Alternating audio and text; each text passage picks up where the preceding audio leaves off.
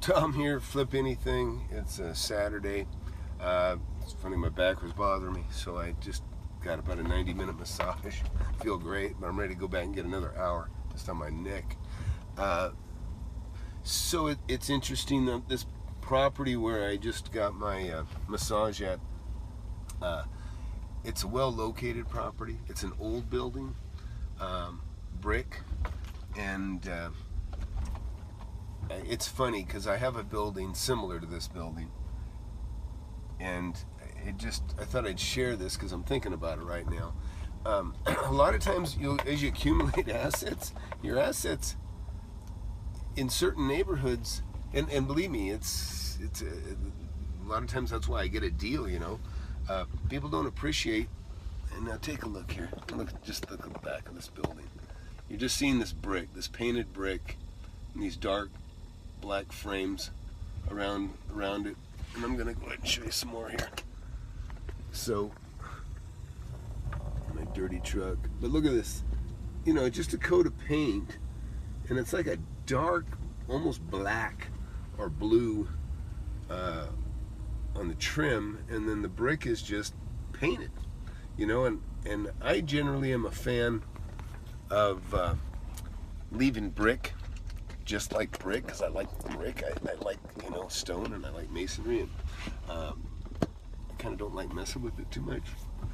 But I'm actually starting to appreciate the color. More people are painting brick and that sort of thing. And but what I was getting at is, you can sometimes you can kind of modernize a building really with just a coat of paint. It just all of a sudden, even look at this. All the conduit, all the piping, the gas pipe, everything is painted the same color.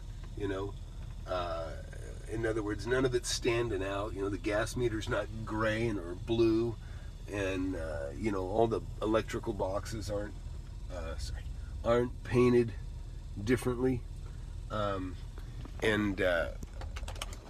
so all of a sudden it just kind of looks more uniform, and really it looks really good. And so what it makes me realize is, because I have a building I was thinking about getting rid of. I'm a little bit upset because they're taking the value on this thing. I paid $200,000 for this building a long time ago. Maybe I'll drive to it from here. It's not far away. And that building, I paid $200,000 for it, and it's because the people didn't really appreciate it. They kind of considered it like a warehouse at the back of these other properties that are a little better location as far as street frontage. But really, that street frontage really doesn't matter to so many businesses, especially offices. I mean, never be afraid. You can have a great location, and this is a well-located property, but it doesn't have a street presence at all. This one we'll drive to it. But it's located well within the community, and so as a result, I'll give you an example. I'll show you. This it's off a freeway, so I'm going to go off this freeway, and a lot of people complain when you go to what we call an access road. I'll fix this damn thing. But when you have like an access road, you're pointed in a certain direction, and so a lot of times people go into their office or building or whatever they got, and then they're frustrated because they have to kind of take a circuitous route to kind of get back pointed in the direction they want to go. So in other words, they got to go away from where they want to go before they turn around and head back where they want to go. All right, so now I'm pulling up to my building that I was talking about earlier. I don't know, let's see if you can see.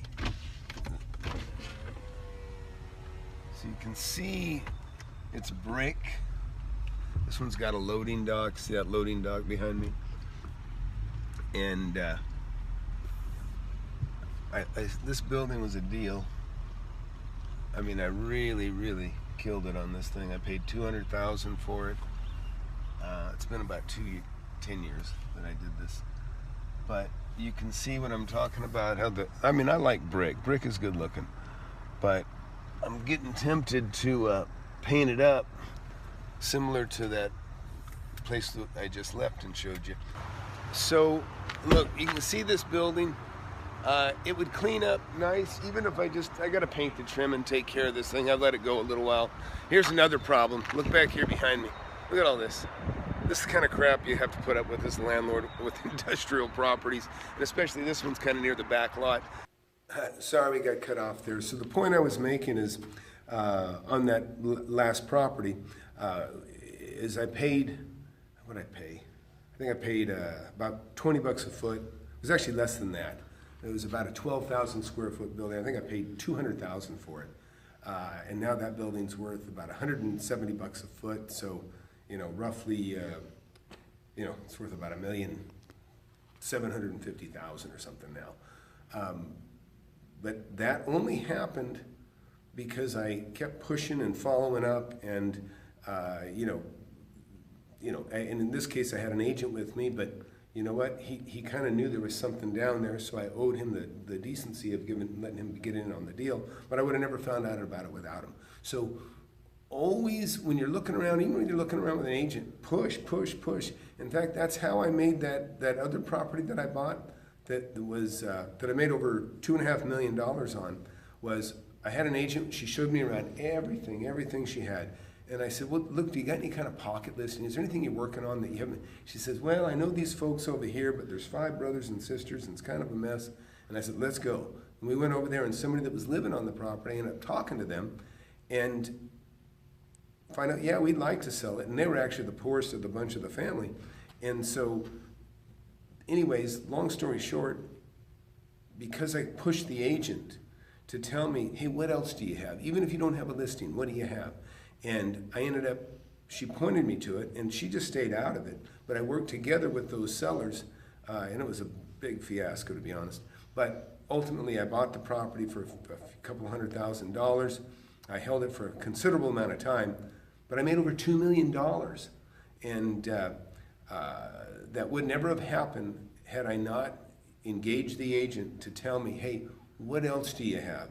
And actually, just for the record, when I did sell that property, that agent that had showed me that property almost 20 years earlier, I gave her a $35,000 commission. So she was also very happy. But I never forget. I'm always, gratitude, they say, is the fastest thing people forget. Gratitude, is like one of the things that disappears quicker than anything. So I try not to ever let that happen with me. I always try to show my gratitude. I never try to forget those that helped me. And I certainly didn't in this case with her. I actually gave her the listing, and I actually made the whole deal and made the sale myself, but I ended up said, hey, don't forget to cut a check to Sharon in this case, because that's who got it. But that's it. So Flip Anything USA, be sure to subscribe. We're growing fast. When we hit 1,000, I'm going to be able to do live events.